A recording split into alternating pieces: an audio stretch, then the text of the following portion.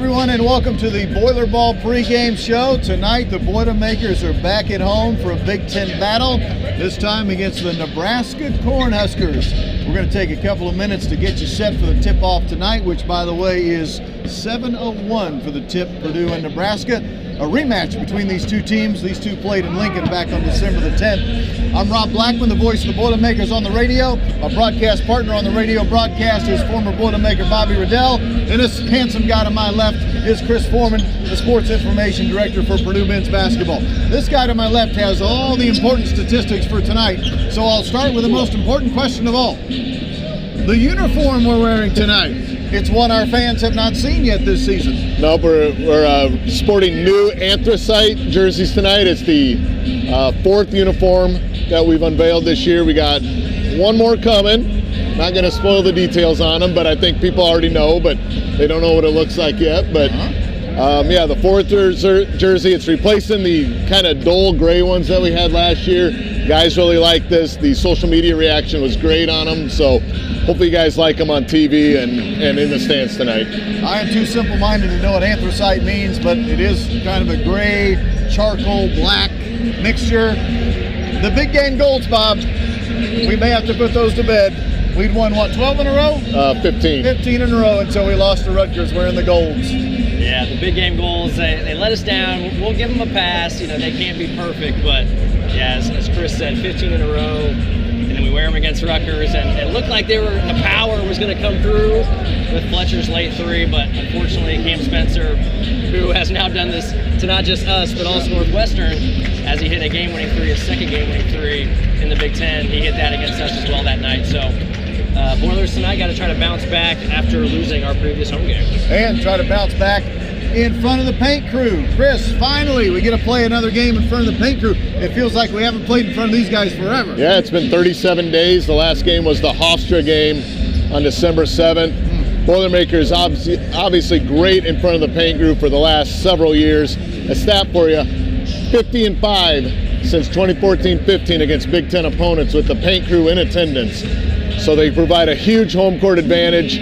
The Boilermakers are ready to feed off that. The crowd the other night against Rutgers was as good as I've ever heard it, in the second half especially. So hopefully they can keep that rolling. Home crowd is always a big deal, Bob Riddell, but it is worth noting our Boilermakers on the road last week, 2 impressive wins at Ohio State and in a neutral site game against Penn State. Right, what a huge bounce back by our team after the Rutgers loss, as we talked about here at Mackey Arena. To come back with 2 road games against 2 really high-quality teams here in our league, and to go into Ohio State, have Fletcher Lawyer repeat his dramatic late game 3, and for us to this time prevail, and then to go to the Palestra, and as you said, a neutral site, but fortunately the net and the NCAA is going to recognize it as a road game because it certainly was a road environment, and for our guys to come out in the second half, down 6 at the half, and then come out and just play maybe the best half of basketball they have all season was incredibly impressive. And Zach Edey, once again, just high-level National Player of the Year type performance with 30 points and 13 rebounds. Here's a stat for you. I looked this up yesterday. I thought it was true, but I wanted to verify it, so I looked it up. Every team in our league, now keep in mind, we're not even to January the 15th. Every team in our league has lost at least 1 home game. Wow. When's the last time that had happened in the Big Ten? That is really wild for that to happen this early in the season. Right now, us and Michigan State being the only teams with 1 loss overall, and it appears both of those 1 losses with Northwestern, getting Michigan State and East Lansing, and then of course the Rutgers one that we already talked about. So that is wild to think that the home turf has not prevailed as much as it normally does. Yeah, it used to be a sure thing in the Big Ten at home, and it is not the case anymore. Well, we hope the home court advantage is a big deal tonight for our Boilermakers. We hope it's the difference for a number of reasons, maybe none bigger than if Purdue wins tonight, Chris, it will be a historical win for Coach Matt Painter. Yeah, it'll be number 400 in his career. You think about it, he's in his 18th year and he's already winning 400 games. He's 52 years old. Right. I mean, he could have 20, 25 more years of coaching if he really wants it. There's only been 4 other coaches in Big Ten history to win 400 games at the Big Ten, in the Big Ten Conference. Tom Izzo, Bobby Knight, Gene Cady, and Lou Henson. So to join that list and be 52 years old doing it really says something about the consistency that Coach Painter's been coaching at this program. And keep in mind, Matt's first year, we won 9 games. Yeah. Who was on that team? 3 conference games. He's close to 200 conference wins as well, which will become like the 7th coach to do that. So just an incredible run right now for Coach Painter and the Boilermakers. And, you know, you look at what's coming up in the future and what's ahead of us, you know, definitely a good time to be a Boilermaker. Matt Painter's often said he would have won 10 games in that first season had he played Bobby Riddell more. Yeah, I think he's on record as saying that. Sure. Let's talk about Nebraska. Last time we played these guys, December the 10th in Lincoln, overtime to beat them. Keisei Tamanaga was making shots like I've never seen before.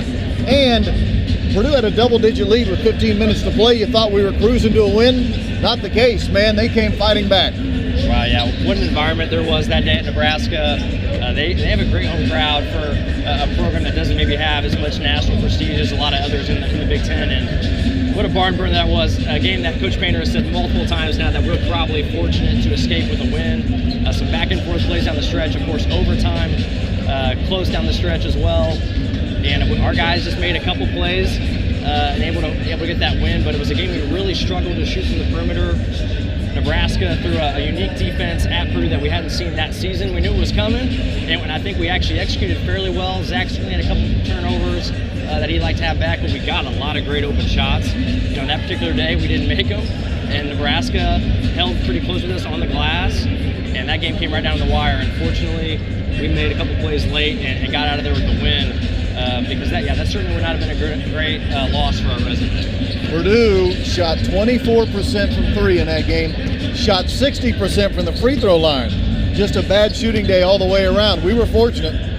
No doubt. When you shoot that poorly, it usually takes some impressive defense or something else to keep you in that game, and I thought we did play pretty good defense that game. That's where this year's team, maybe compared to last year's team, has made some strides on the defensive end and allows you to prevail in a game like that when you don't shoot the ball as well from the foul line or from long distance.